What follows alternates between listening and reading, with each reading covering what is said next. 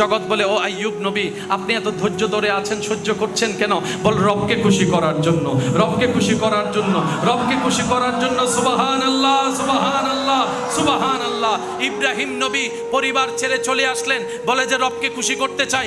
বাবা হয়ে সন্তানের গলায় ছুরি রাখলেন, বলে যে রবকে খুশি করতে চাই। আগুনের মধ্যে নিক্ষেপ হয়ে গেলেন, বলে যে রবকে খুশি করতে চাই।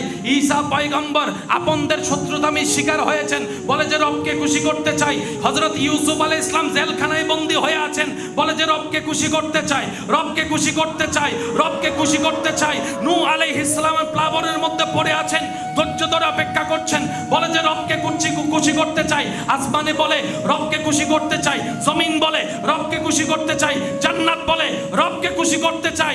সেই রবের দিকে যখন তাকালাম, রব বলে ওয়ালা সাউফা ইউতিকা রাব্বুকা ফাতারদা। কুল কায়নাত আমি আল্লাহকে খুশি করতে চাই, আর আমি আল্লাহ ও নবী মুস্তাফা